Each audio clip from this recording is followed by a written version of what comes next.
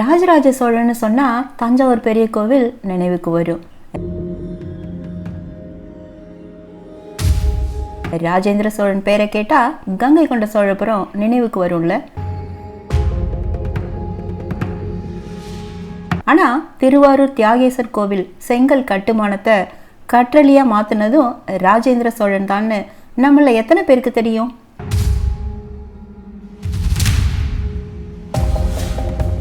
அப்படி மாற்ற காரணமாக இருந்தது ராஜேந்திர சோழனின் மனம் கவர்ந்த ஒரு பெண் தான். அந்த பெண் பேரில் ஒரு ஊர் இருக்கு, அங்கே அவருக்காக கட்டின கோவிலும் இருக்குங்க. யார் இந்த பெண்? பட்டத்து அரசிக்கு கிடைக்க வேண்டிய அத்தனை மரியாதையும் இந்த பொண்ணுக்கும் கிடைச்சிருக்குன்னா பாருங்களேன். இன்ட்ரெஸ்டிங்கான அந்த பொண்ணை பற்றி இன்னைக்கு வீடியோவில் பார்க்கலாமா? Welcome to Ezhil tax.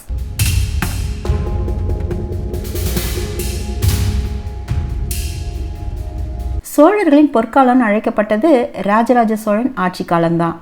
26 July 971 ராஜராஜனுக்கும் வானதிக்கும் மகனாக பிறக்கிறான் ராஜேந்திரன். 1012ஆம் ஆண்டு ராஜேந்திரன் பட்டத்து இளவரசராக நியமிக்கப்படுறார். தந்தையோடு சேர்ந்து பல போர்களில் வெற்றி கொடி நாட்டினார். குறிப்பாக சாளுக்கியர்களையும் இலங்கையையும் வென்றார். 1014 ராஜராஜன் மறைவுக்கு அப்புறமா சோழ அரசனா முடிசூட்டு கொண்டார்.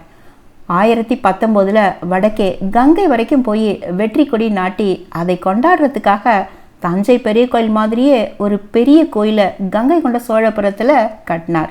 அந்த இடமே சோழன் தலைநகரமாகவும் மாறியது. தந்தை மாதிரியே சோழ பேரரசை விரிவுபடுத்தியதில் ராஜேந்திர சோழனுக்கும் பெரும் பங்கு இருக்குங்க. இறைப்பணியிலையும் தந்தை மாதிரியே சிறந்து விளங்கினான் ராஜேந்திர சோழன். பல கோவில்களுக்கும் திருப்பணி செஞ்சு வந்தான்.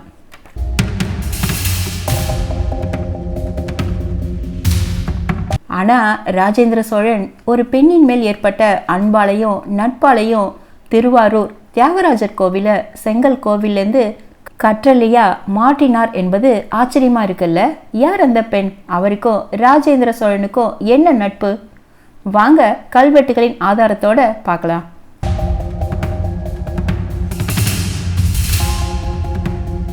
சோழர்களுக்கு இருக்கும் கலையின் ஆர்வம் பற்றி நமக்கு எல்லாம் தெரியும். ராஜராஜ சோழன் காலத்தில் ரெசிடென்ஷியல் நடன பள்ளிகள் அமைச்சாங்க. அதுக்கு தலைச்சேரின்னு பேர். அந்த மாதிரி உள்ள பெரிய நடன பள்ளி தான் திருவாரூர் பெரிய தலைச்சேரி. இங்கிருந்து நடன வல்லுநர்கள் தஞ்சைக்கு போய் தஞ்சை பெரிய கோவிலில் நடனம் ஆடுவாங்க. தந்தை மாதிரியே ராஜேந்திரனுக்கும் கலையில் மீது மிகுந்த ஆர்வம் இருந்திருக்கு. சோழ பேரரசனான பிறகு சோழ மண்டலத்தில் இருக்கும் எல்லா ஊர்களுக்கும் விஜயம் செய்வது உண்டு. அப்படிதான் ஒரு நாள் திருவலஞ்சுழி கோவிலுக்கு போயிட்டு அங்கேயே மதியம் உணவு அருந்திவிட்டு திருவாரூர் போயிருக்கார். அங்கே கோவிலில் சிவனின் முன் ஆடிக்கிட்டு இருந்த பெண்ணின் நடனத்தை பார்த்து அசந்து போயிட்டார். அந்த பெண் தான் பறவை நங்கை. அதுலேருந்து அந்த பெண் மீது ராஜேந்திரனுக்கு ஒரு அபிமானமும் நட்பும் தொடங்கியதுன்னே சொல்லலாம். ராஜேந்திர சோழனுக்கு கலையின் மீது இருந்த ஆர்வத்தால் பண்டித சோழன்ற பட்ட பெயரும் உண்டுங்க.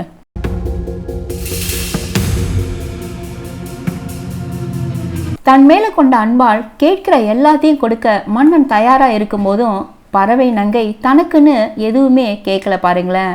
அவர் விரும்பியது எல்லாம் ஈசனுக்காக மட்டுமே. அப்படி பறவை நங்கை முதலில் கேட்டது ஆரூர் வீதி விடங்கன் திருக்கோவில் கற்றளியா மாற்றப்பட வேண்டும் அப்படிங்கிறது தான்.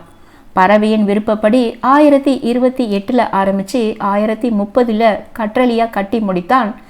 இதை திருக்கற்றளி எடுப்பித்ததுன்னு கல்வெட்டு சாசனம் சொல்லுதுங்க.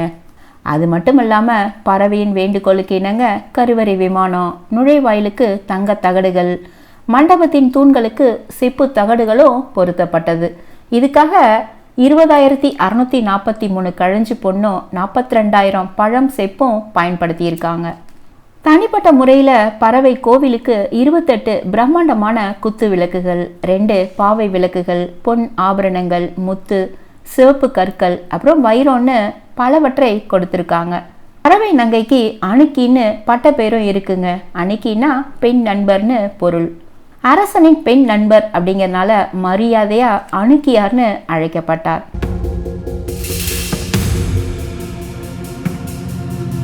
பொதுவாக அரசர் கோவில் மற்றும் பல இடங்களுக்கு செல்லும்போது பட்டத்து அரசி, இளவரசர், இளவரசி மாதிரி எல்லாரையும் அழைச்சிட்டு போகிறது வழக்கம். ஆனால் ராஜேந்திரன் திருவாரூர் கோவிலுக்கு வரும்பொழுது தேரில் அணுக்கியாருடன் வந்து இறங்கினார்.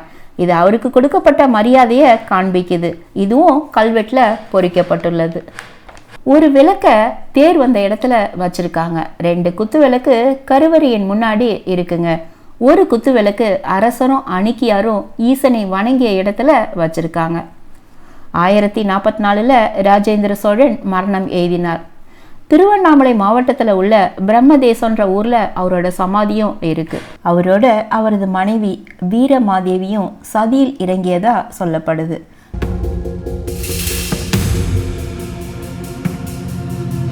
அவருக்கு அப்புறமா அவரோட மகன் 1ஆம் ராஜாதிராஜன் முடிசூட்டி கொண்டான். ராஜேந்திர சோழன் மறைவுக்கு அப்புறமா அணுக்கியார் ராஜாதிராஜன் காலத்திலையும் அதே அளவு மரியாதையோட நடத்தப்பட்டார். ராஜேந்திர சோழன் நினைவாக ஒரு திருமண்டபமும் திருவாரூர் கோவிலில் கட்டினாங்க.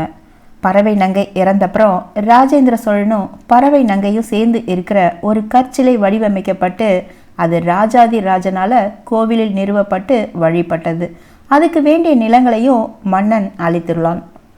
தென்னார்காடு மாவட்டம் விழுப்புரம் பக்கத்தில் பனையபுரம் அழைக்கப்படும் ஊர் தான் ராஜேந்திர சோழன் காலத்தில் பறவைபுரம்னு அணுக்கியார் பேரில் நிர்மாணம் செய்யப்பட்ட ஊருங்க.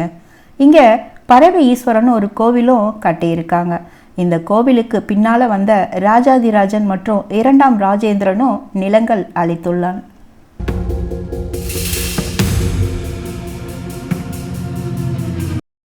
மாமன்னன் ராஜேந்திர சோழன் பறவை நங்கை மீது அதிகமான அன்பும் நட்பும் செலுத்தியுள்ளான்னு தெரியுது. இது அவரே பெருமையாக கல்வெட்டில் குறிப்பிட்டுள்ளார்.